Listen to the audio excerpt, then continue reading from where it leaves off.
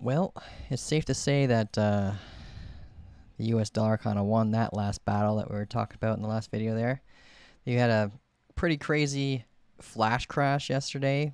Like, I remember like the community working together and like looking at the charts at the same time. And the moment that massive market order set the sale went through, like the chat that just went crazy. It was insane. Um, but yeah, let's look into the charts to see what we could prepare for next. We had a pretty big crash there, and now we haven't had the actual technical confirmation of the formation yet. So we may see price action lead up to retesting it and seeing if whether or not we'll get back above 19,400 again, or we get rejected there and we end up coming down to lower levels.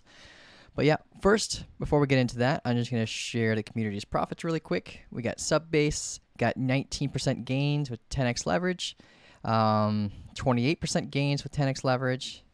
Vixer, 0.46% gains with 2.2 x leverage. King in the North, 5% gain with 10x leverage. 6% gain with 25x leverage. One thing you guys should know is that when you're using high leverage like this, you're also multiplying your fees. So you just got to make sure you're calculating how much percent gain you need to be at before closing your trade, because sometimes even though it may seem like you're at a gain, after you do all the calculations with the fees and stuff like that, you might actually come out with a loss. So just be careful with high leverage and getting a lower gain. I do believe that this came up profitable. I'm not going to do the math right now, but this does look like it came up profitable though. So good job on that, man. 5-1, 31% gain with 15x leverage. Frost Meme with 23% gain of 50x leverage and 72% gain. Asmir, 5.4% gain with 6x leverage. And Chris, 0.89% gain with 1x. And a 1.34% gain. So safe gains. Awesome job, man. Frost Meme, 13% gain and 52% gain. One with 25x and one with 50x. Awesome job, guys. Let's dive into it and see how we can get some more gains. It does look like we're starting to see some stress in the DXY, so we can prepare for potential long positions. All right, let's take a look.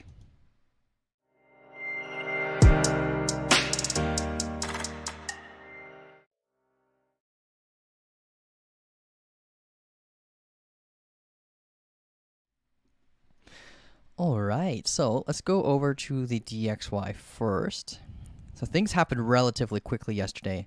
It was around here. We actually didn't even have any moving price action on Bitcoin while it was happening, but basically it was around here when we had the giant crash, and there was like no volatility happening at the DXY. It was the first thing I looked at was the DXY when we had the crash to see if maybe it was influencing it, but no, we had like next to no volume at the time. It was just a single large market order that caused the crash. And yeah, we started forming a double top, and then we got rejected out this uptrending level of resistance. And now it looks like we're getting a break to the downside with this rising wedge, which typically, about 65% of the time they do break to the downside, because this represents buyers' confidence slowly dying, the volatility is dying, and then eventually people sell off. So it does look like that's happening right now for the DXY. We're getting to close. We're just going to wait for the hourly candle to close here just for the confirmation of the breakout. And then we got these levels to look out for right here that I have marked on my chart at 109.42 and 109.09. But the technical target is down here. We have this uptrending level of support right here. So we got to look out for that to prevent maybe price action from hitting that technical target. We may see price action come down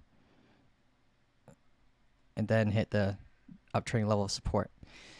But yeah, that's what we're looking at for the DXY. So we can use this as a confirmation for some of our trades. And we got, let's go over to Bitcoin now really quick. Oh, wrong button again. Here we go. Sec here, guys. I think I do this every video. All right, so here we go. There we go. So we got a double bottom that formed. The technical target for the double bottom is roughly, let's find this out. It's probably already hit. Yeah, it's already been hit right here. So grabbing from the uptrending level of support to the neckline, that's how you get the technical target for double bottoms, for those who of you may not know.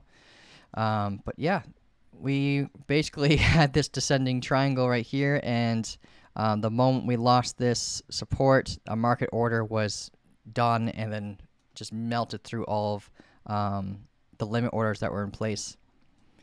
And now we're starting to build like a fishhook formation, which are short-term formations that are usually bullish short-term while it's in progress, kind of like a rising wedge, bullish while it's in progress, but then they usually end up breaking to the downside once they lose momentum. So if we break this down in lower time frames, we would track the uptrending momentum.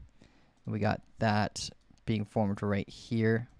Once this is broken, basically we'll just come back down and retest this uptrending level support. That's pretty much it for Bitcoin. There's nothing really dramatic to play off of right now because we just had a large drop, and usually it's a trader's rule to wait about 3 days before trading after a large breakout. So you can see formations that are built, and dependable formations are usually about 2 to 3 days old. But yeah, right now we're just sitting on our hands and waiting. We could track this level of resistance here, and maybe we'll have an ascending triangle form. As this comes up, we may see, the sell pressure come in, and then we end up breaking that uptrending level of support, and then come down through here. But that's all I've really got for Bitcoin. Let's go over to Ethereum really quick. So Ethereum here.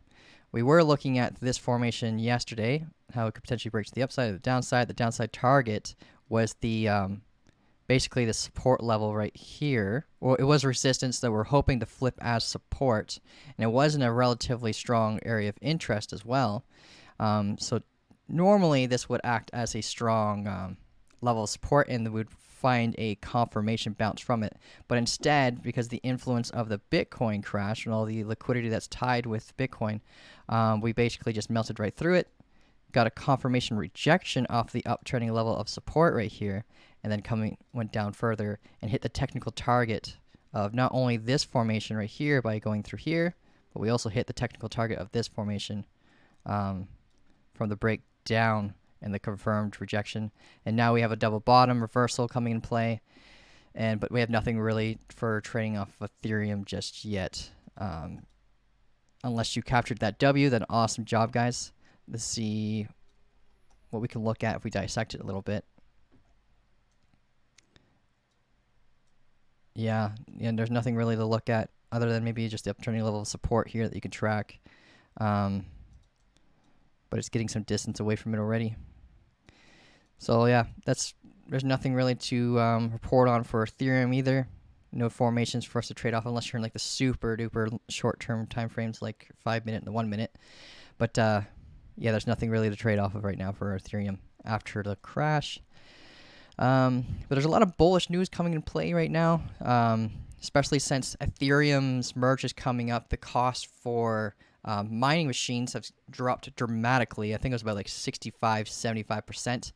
And that is getting a lot of whales into buying these miners and then using them to help validate transactions on Bitcoin, Ethereum Classic. So all these proof of work, proof of work tokens, assets, they're actually going to end up being bullish short term from the Ethereum merge. Let's see if there's anything else. Yeah, we're still going down this downtrend level of resistance, hoping that it flips as support on the total market cap value for crypto. And the S&P 500, it does look like it's starting to get a bounce right here on the daily chart after the head and shoulders formation target was hit, and we're still riding on this support level right here. So we're just going to wait and see what kind of picture this creates for us so we can see what kind of influence it may have over Bitcoin's price action.